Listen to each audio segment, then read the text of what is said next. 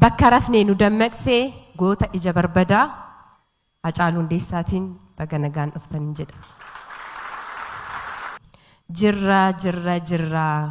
Jirra bullee barii arguuf garaa nu bal'isee yaa nuyi yaa waa irraanfachuu jette.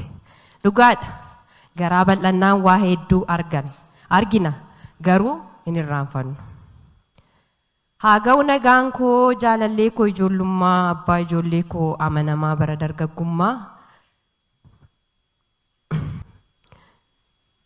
Deemsa jilbibbii kaleessaa daguun dukkanaan gaaga'ee dhaabbadheen deema har'aa situ dhaabbatanaaf ta'e teessoo ulfina dhaddacha koo qoluu firaara narraa guca jireenya kootii abbaa dhugaa fi karraa guca jireenya kootiiti ati abbaa dhugaa fi karraa siinnaa sonaa'e tole milkiin kan koo situ na badhaasee wabii jireenya koo galatoomi abbaa wabii galatoomi abbaa wabii galatoomi. Waa'ee keenya yoo itti dhiisnee silaa naman dhiisu dubbii keenyatti akka hin taane otoo jirruu nuti akka hin jirre maal godhu jiruu faana gargar baane itti dhiisnee silaas gadi hin teenye walii gallee yookaan alaan galle mee beekaamoo wallaalaa kam koomannaa nuuf hin galle rakkannee akkam taana wal guduunfuun wal sakaaluun dantaa taate walii gamnee rakkoonis keenya taate mee yaa rabbii yaa gooftaa koo tokkicha koo mootii hundaa walii galiitii nuuf toli hin dandeessa harkaa qabda jiruu jechuuf jiruu miti nuti akka jirrutti jirra nu gamteetti nu dhaqqabii sitti iyyanna. Egaa uummanni kees waaqatti iyyachaa jira aceekoo ati dhugaadha dhugaan garuu fira hin qabdu nuti dachee sobaa fi shiraan xaxamte keessa jirra. Randagamaa moxobii bajjii baqaqsuu kootii shira yartuun dadhabee qe'ee godaaniin kootii shirri yoom dhugaa moote yoo waaroo marte malee yoo xiqqoo turte malee bahee daggalan jira dhugaa barbaachan joora. Aceekoo yoo naaf eeyyamte gaafii isaan gaafadhu dhiifama guddaa waliin.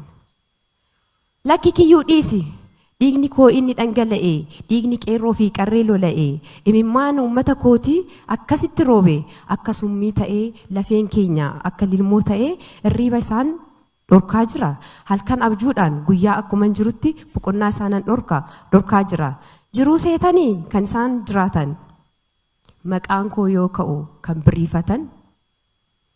Dhugaan kee dhugaadhaa mul'atee ifa jira haqa kee hinaaluu beeka si miidheera si dhabee jiraachuun hedduu namii tullee dhiifama naaf hin godhin an yoomuu siif tolle edaa miidhanii deemurraa miidhamutu caalaa onnee dhugaan miite harka rabbiitu yaala jette mitiire harki rabbii dhugaa kee nuufaa baasu gumaaf kees nuufaa deebisu.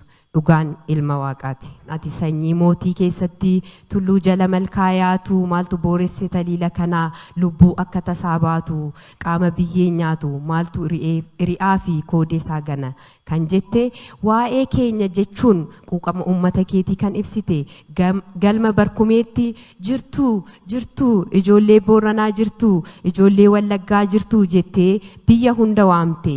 Alaa eegaa hin abjootiin abjuun taane kaafadhu farda keetiif 4 kiiloof si tu'aane jettee kan uummata keetti onnee horte adawaa Oromoof kan deebiste daandii dheeraatu na hafee kan fuuldura koo jiru booddeetti garagaree bookee fi tafkiin lakkaa'u lubbuu biliqa baatuuf maafan gola naanna'a saba koof falmee du'een Taaddasaa Birruu ta'a biyya koof falmee du'een Oliiqaa Dingilkoo ta'a jettee gootota hedduu waamtee atis akkuma isaanii nurraa godaante.